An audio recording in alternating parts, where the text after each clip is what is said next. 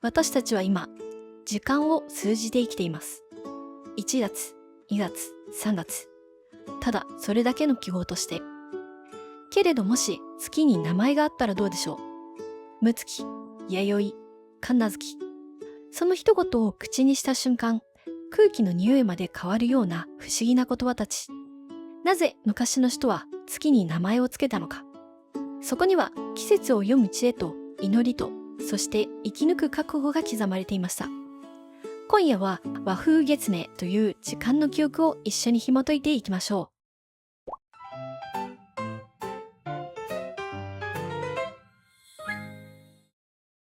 皆さん、こんばんは。やしゃまるでございます。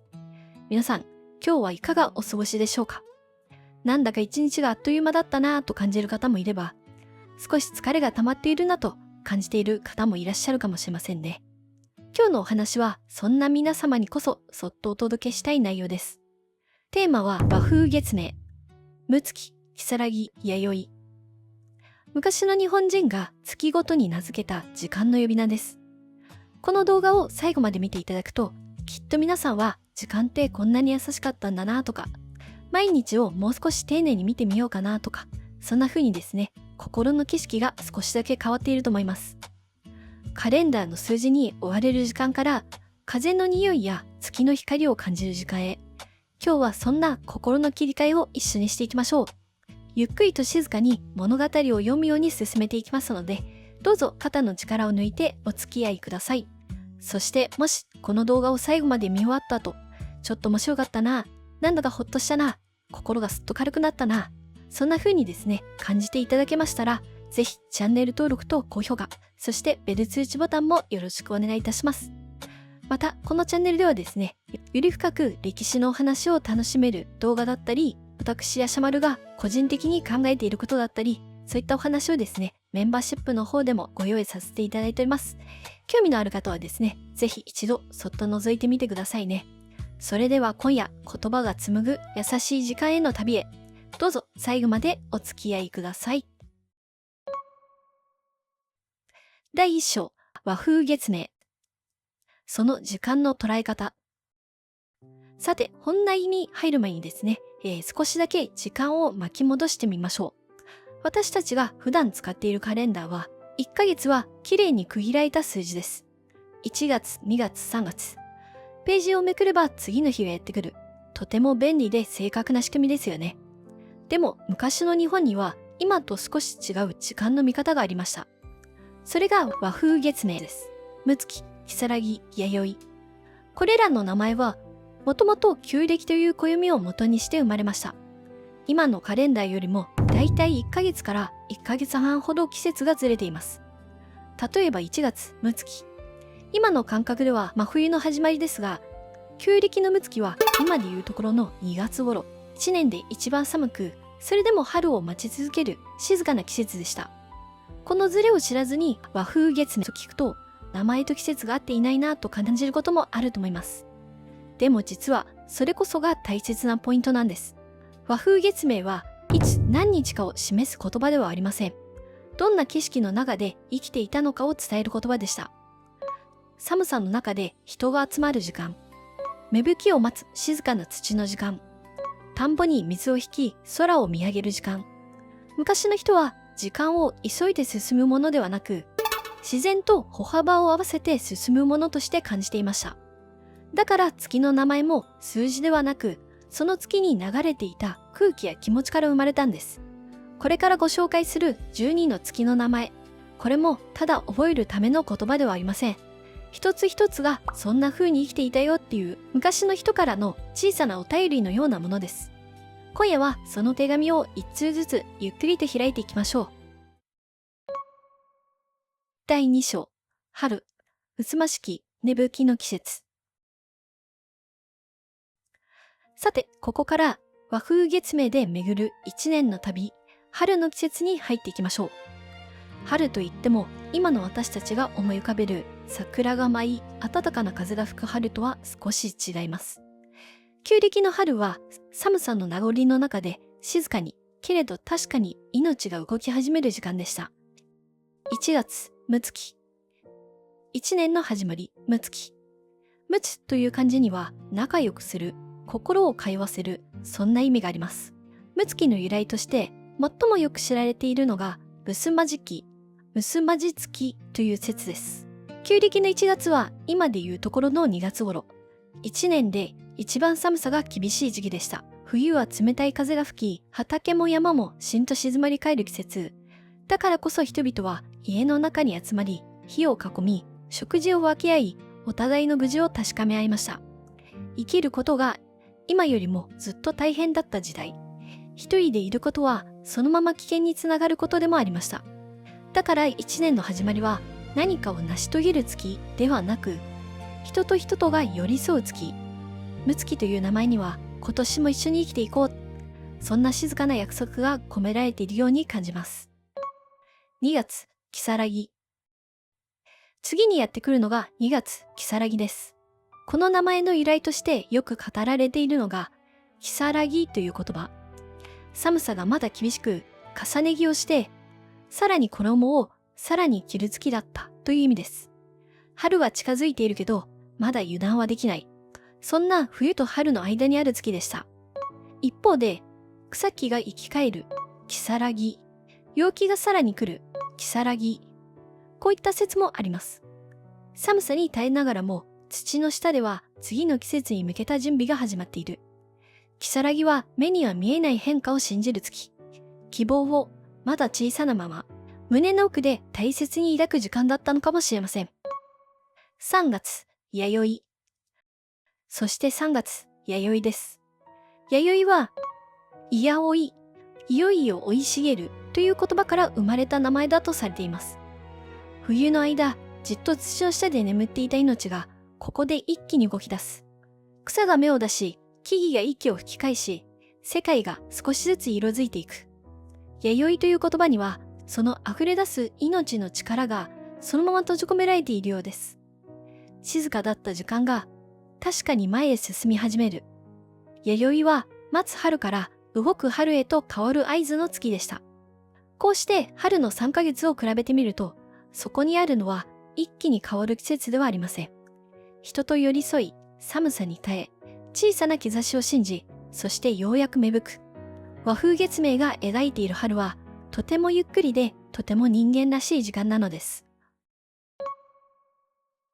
第3章。田んぼに捧げる祈りの季節。春に芽吹いた命は、ここから一気に生きるための季節へと入っていきます。和風月明における夏は、暑さを楽しむ季節ではありません。それは自然と向き合い、命を預ける時間でした。4月、うずき。春の終わり、4月はうずき。うずきの由来としてよく知られているのが、野山に咲く卯の花です。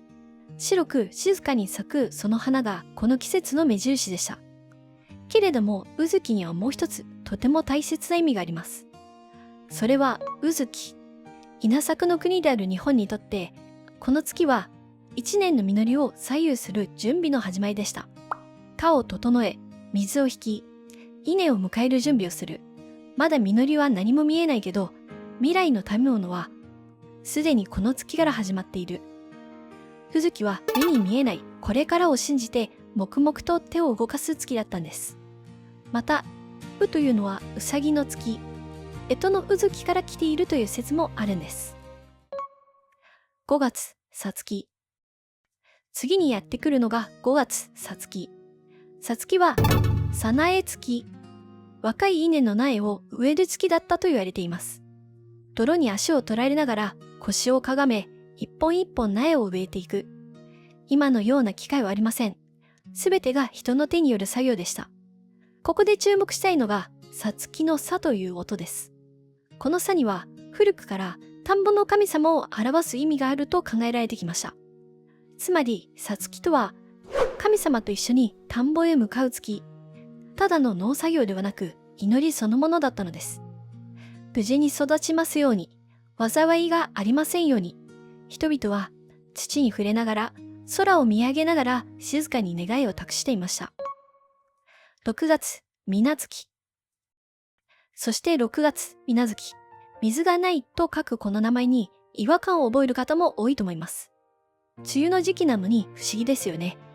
けれどこの無というのはないという意味ではなく、のという意味だと考えられています。つまり、水無月とは水の月。田植えを終えた田んぼにたっぷりと水を張る季節です。太陽の光が水面に反射し、稲が風に揺れる。その光景は命そのものが輝いているように見えたことでしょう。一方で、旧暦の6月は今の7月頃。厳しい暑さの中で水のありがたさを身をもって知る季節でもありました。水無月という名前には、命を支えるものへの深い感謝が込められているように感じます。この夏の3ヶ月を通して見えてくるのは、人の力ではどうにもならない世界です。だからこそ人々は自然を敬い、神に祈り、手を抜かず静かに季節と向き合いました。和風月明の夏は汗と祈りの季節。生きるために本気で自然と向き合ってきた時間なんです。第4章。秋、実りの季節とめでる季節。夏に注いだ汗と祈りは、ここでようやく形となって現れます。和風月明における秋は、ただ収穫を喜ぶ季節ではありません。実りを受け取り、それを味わい、眺め、語る時間でした。7月、文月。秋の始まり、7月は文月。この季節の名前は、七夕の行事と深く結びついています。短冊に願いを書き、書物を広げ、文字に思いを託す。文月は、文開き月が縮まった名前だと言われています。また一方で、稲の穂が膨らみ始める、穂文月が由来だという説もあります。言葉と食べ物、心と体、文月という名前には、生きるために必要なものが両方大切に収められているように感じます。暑さの中にも少しずつ夜風が混じり始め、人々は考え、書き、祈る時間を取り戻してきました。8月、葉月。次にやってくるのが8月、葉月。旧暦の8月は今でいう9月頃。まさに秋の始まりの季節。そこから深まっていく季節でもあります。葉月という名前は、葉落ち月から来ているとされています。木々は葉を落とし、役目を終えたものを静かに大地へと返していく。また、北から狩りがやってくる初月月という説もあります。去っていくものとやってくるもの。葉月は季節の交差点に立つ月でした。人々は散る葉に無情を感じ、渡る鳥の声に時の流れを知ったのです。9月、長月。そして9月は長月です。長月は夜長月が縮まった言葉だと言われています。昼が短くなり、夜が少しずつ長くなる季節。虫の声に耳を澄まし、月を眺め、静かに自分と向き合う時間が増えてきます。また、稲刈り月が由来だという説もあります。長月は実りを受け取りながら心を休ませる月。働き続けた一年の中でようやく訪れる深い呼吸の時間だったのかもしれません。秋の3ヶ月には不思議な静けさがあります。それは終わりではなく満ちた後の静けさ。和風月明の秋は自然の美しさと人の心の余白を大切にしてきた季節なんです。冬、静寂と再生の季節。実りの秋が終わると世界は少しずつ音を失っていきます。木々は葉を落とし、田んぼは役目を終え、人の動きもゆっくりと内側へ向かっていく。和風月明における冬は何もしない時間ではありません。それは次の命のために力を蓄える時間でした。10月、神無月。冬の入り口、10月は神無月。この月の名前は多くの方が一度は耳にしたことがあると思います。全国の八百万の神々が出雲に集まり、来年の実りや人と人との縁について話し合う。そのため、各地から神様がいなくなる月。それが神無月。一方で、神々を迎える出雲では、この月を神有月と呼びます。このお話はとても有名ですが、言葉の成り立ちとしては、水無月と同じように、神の月という意味だったという説もあります。収穫を終え、神様に感謝を捧げる月。神無月には寂しさとありがたさ、その両方が静かに重なっています。11月、下月。次にやってくるのが11月下月。朝、外に出ると地面が白く輝いている。霜月とはそんな光景から生まれた名前です。霜が降りるほど空気は澄み、世界は静かになります。この時期、太陽の力は一年で最も弱まります。古い時代の人々はそれを魂の力が弱まる時期、そう考えていました。だからこそ神楽を舞い、湯に浸かり、心と体を温める儀式が行われたのです。霜月は立ち止まり、自分を整える月。外が静かになるほど内の声がよく聞こえる季節でした。12月、師走。そして12月、1年の終わり、師走です。師とはお坊さんのこと。年末の法事で忙しく走り回る姿から始発制という言葉が生まれたと言われています。現代の私たちもこの月になるとなぜか気持ちがそわそわしてきますよね。けれど師走にはもう一つの意味があります。それは始発。やるべきことをちゃんとやり終えるという意味です。走りながらも振り返る月。頑張った一年をそっと区切るための時間。師走という言葉はお疲れ様と自分に声をかける名前なのかもしれません。冬の3ヶ月を通して見えてくるのは終わりではなく、次へ向かう静かな準備です。すべてを休ませ、すべてを整え、また春を迎えるために、和風月明の冬は止まっているようで、実は一番深く動いている季節なのです。第6章、ヤシャマルの深掘り考察。言葉は心の窓。さて、六月から師走まで12の月を一緒に巡ってきました。皆さんの心にはどの景色が一番強く残っているでしょうか。こうして和風月明を比べてみると、ある共通点に気づきます。それは、ほとんどの月の名前が自然の変化、人の営み、祈り、この3つと深く結びついているということです。昔の日本人にとって時間は追いかけるものではありませんでした。使い切るものでもありません。時間とは自然と一緒に生きるための流れだったのです。芽が出るときは待ち、実るときは感謝し、寒いときは寄り添う。その一つ一つに名前をつけてちゃんと見つめていた。私はそこにとても人間らしい優しさを感じます。言葉はただの記号ではありません。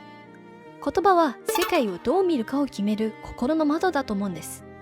1月と呼ぶか、六月と呼ぶかで、同じ時間でも感じ方は変わります。六月と口にするとき、私たちは無意識のうちに誰かとつながろうとしています。弥生と口にするとき、心のどこかで新しいことを始めたいと思います。もし今、毎日だ数字や予定に追われて少し息苦しくなっているなら、ほんの一瞬でもいいので、今の月を和風月明で呼んでみてください。それだけで時間は少しだけ柔らかくなります。和風月明は昔の人が残してくれた、こうやって生きてもいいんだよという静かなメッセージなのかもしれません。第7章、お便りの終わりに。さて、今日のお話はここまでとなります。六月から師走まで、12の月を通して見えてきたのは、この国が大切にしてきた情景と心の置き場所でした。和風月明は何かをせかせる言葉ではありません。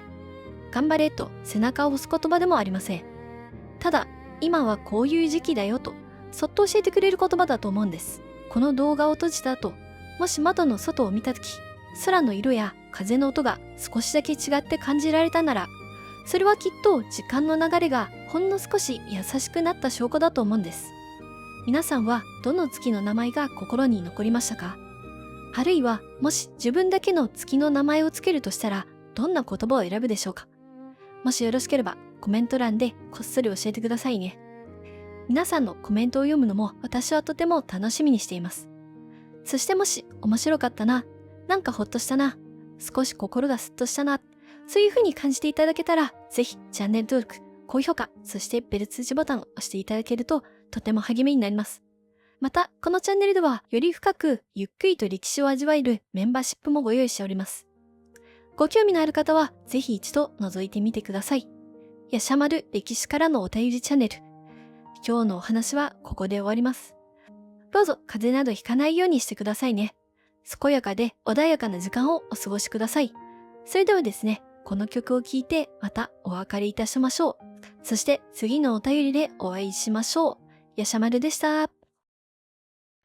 数字で刻むカレンダーの音、追われるように過ぎる今日、ふと立ち止まり夜空を見れば、月は今もなお持っていた。六月日を囲み息を寄せ、寒さの中で確かめる。如月まだ遠い春の影、それでも土は夢を抱く。弥生目覚め始める命たち、待つことやめた世界、急がなくていいと風がそっと背を撫でた。月に名前があった頃、時間は寄り添っていた。生きる速さを競わずに空と歩いていた。呼べば心がほどけるなら、今夜は輪の名であなたの今日をそっと包みたい。うずき植えるのは苗と願い、見えない未来信じて、さつき泥にまみれ祈る背に、神は静かに宿っていた。水無月満ちる水面に揺れる光は命そのもの。与えられてるすべてに感謝を知る夏の月。月に名前があった頃、生きることは祈りだった。汗も涙も土に返し、明日を願っていた。忘れかけたその呼び名を胸に取り戻し、あなたの時間を柔らかにしたい。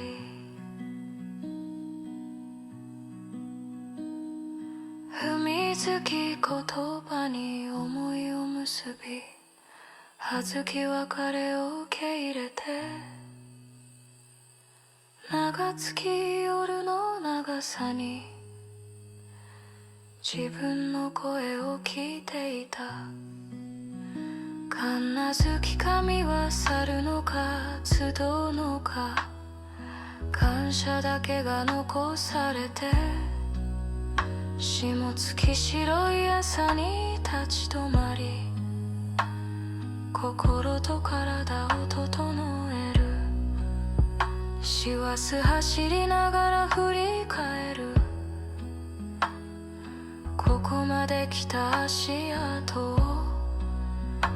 終わりじゃない巡りの中、私たちは生きている。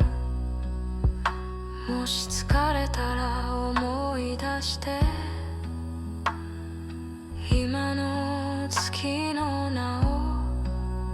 それは昔からの大丈夫だよという頼り。